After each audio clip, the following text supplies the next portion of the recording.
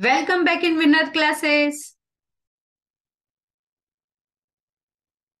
एक दिन पहेली और भुजो मार्केट जाते हैं। मार्केट जाते ही भुजो का पैर एक केले के छिलके पे पड़ता है और वह बहुत जोर से गिर जाता है, जिससे वहां के सारे लोग उस पे जोर जोर से हंसने लगते हैं। भुजो को यह बात बहुत बुरी लगती है और वह तुरंत ही घर लौट जाता है। घर लौटने के बाद वह सोचने लगता है कि मैं मार्केट में कितने जोर से गिरा और सब लोग मुझ पे कितने बुरी तरह से हंस रहे थे। तब उसे याद आता है कि उसके जूते भी बहुत पुराने हो चुके हैं, जिसकी वजह से वह बार बार गिरते गिरते बचता है। क्या आपको पता है कि जब हम साइकिल चलाते हैं, जब तक हम पेडल मारते हैं साइकिल में स्पीड रहती है, और एक ऐसा समय आ जाता है कि जब हम पेडल मारना छोड़ देते हैं तो साइकिल की स्पीड जो होती है वह स्लो हो जाती है, और स्लो होते होते वह एक समय पे रुक जाती है। जब हम बॉल को किसी सरफेस पे फेंकते हैं, सरफेस पे फेंकने के बाद वह बॉल पहले स्पीड में रहती है, थोड़ी देर के बाद उसकी स्पीड कम हो जाती है, और एक समय के बाद वह बॉल वहां पे स्टॉप हो जाती है। जब हमारे जूते या चप्पल नए होते हैं तो हम उनके साथ बहुत आसानी से चल पाते हैं, लेकिन जैसे ही वह पुराने हो जाते हैं, नीचे से पूरी तरह घिस जाते हैं, तो हम किसी प्लेन सरफेस पे या फिर पानी गिरा हुआ है ऐसी जगह पर फिसल जाते हैं। जब हम सड़क पे गाड़ी चलाते हैं और गाड़ी चलाते चलाते अचानक से ब्रेक मारते हैं तो गाड़ी एकदम से रुक जाती है। तो यह सब होने का क्या कारण है? इन सब का कारण है फ्रिक्शन। लेकिन फ्रिक्शन होता क्या है, यह जानने के लिए हम वीडियो को आगे बढ़ाते हैं। फ्रिक्शन के बारे में पढ़ने के लिए आज हम क्लास 8 का चैप्टर 12 फ्रिक्शन पढ़ने वाले हैं। तो चलिए चैप्टर स्टार्ट करते हैं।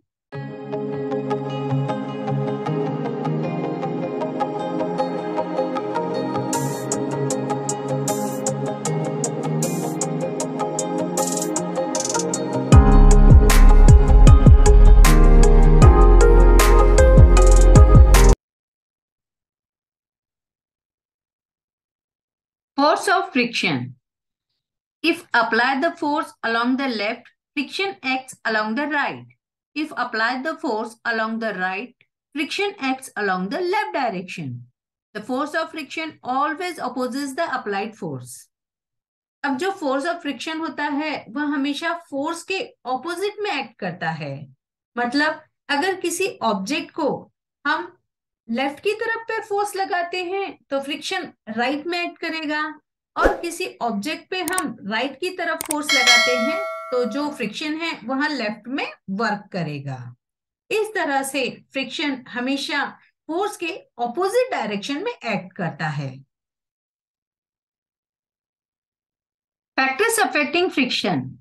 ऐसे फैक्टर्स जो कि फ्रिक्शन को प्रभावित करते हैं। Friction is caused by the irregularities on the two surface in contact. जब दो इरेगुलर सरफेस एक दूसरे के कांटेक्ट में आते हैं तब उनके बीच में फ्रिक्शन होता है। Friction is caused by the interlocking of irregularities in the two surface.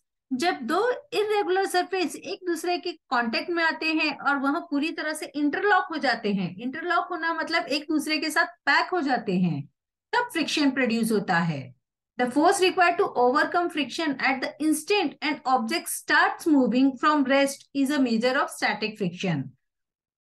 अब ऐसा फ्रिक्शन जिसमें दो इरेगुलर सरफेस एक दूसरे के कांटेक्ट में आते हैं और जो ऑब्जेक्ट होता है वह रेस्ट पोजीशन में होता है। रेस्ट पोजीशन में होने के कारण दो इरेगुलर सरफेस एक दूसरे के साथ इंटरलॉक हो जाते हैं, और जब हम उस पर फोर्स लगाते हैं तो उसको मोशन में करने के लिए, उस ऑब्जेक्ट को मोशन में करने के लिए हमें बहुत ज्यादा फोर्स लगाना पड़ता है। तो इस तरह के फ्रिक्शन को स्टैटिक फ्रिक्शन कहते हैं। लेकिन the force required to keep the object moving with the same speed in the measure of sliding friction.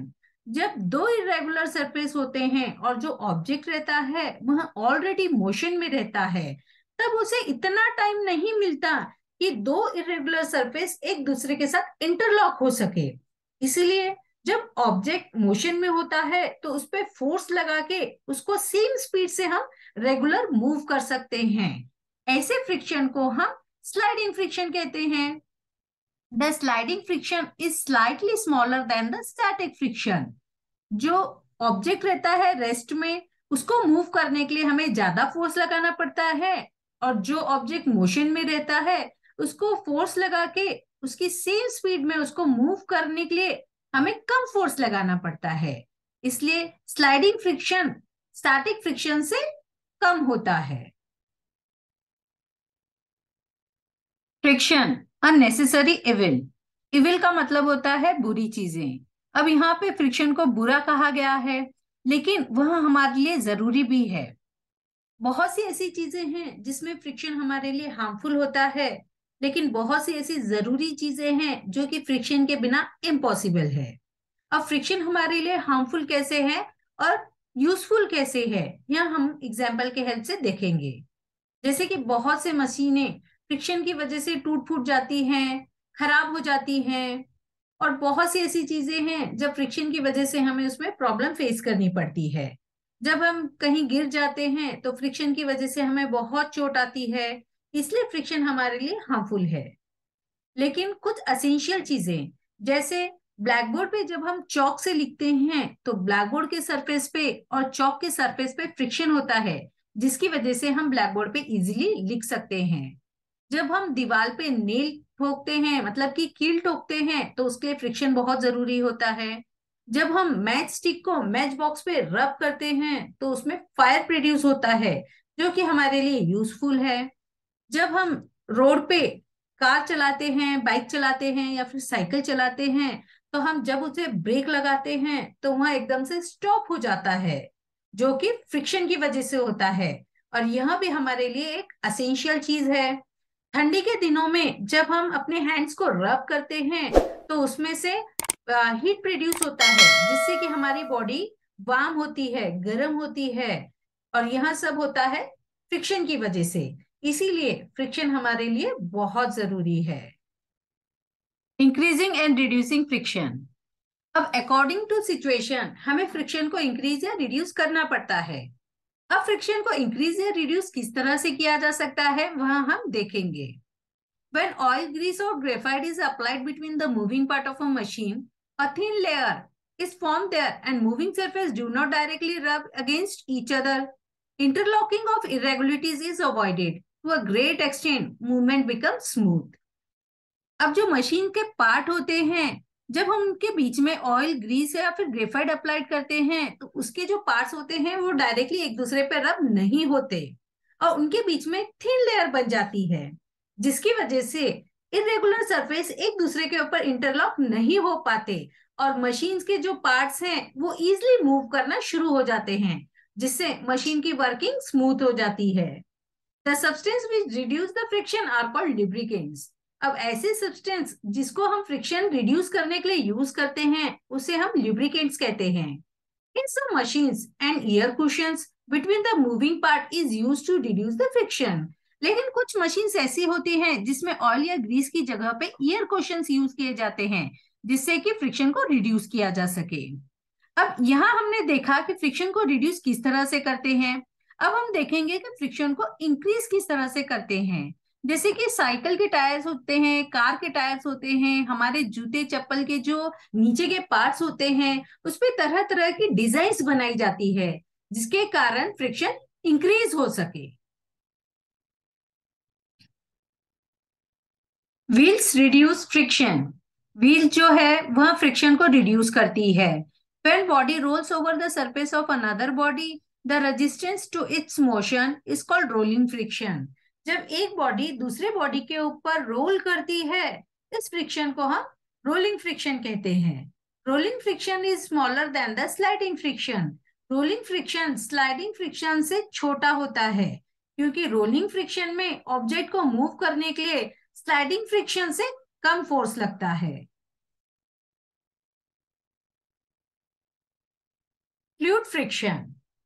In science, the common name of gases and liquids is fluid। Science की language में gas और liquid को fluid कहते हैं। The friction force exerted by fluid is also called drag. अब fluid की वजह से जो फ्रिक्शन होता है उसे ड्रैग कहा जाता है। Fluid friction can be minimized by giving suitable shapes to the body moving in fluid।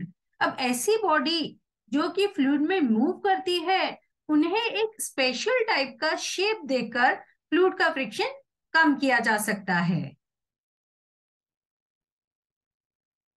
Keywords: ball bearing, drag, fluid friction, friction, interlocking, lubricants, rolling friction, sliding friction, static friction.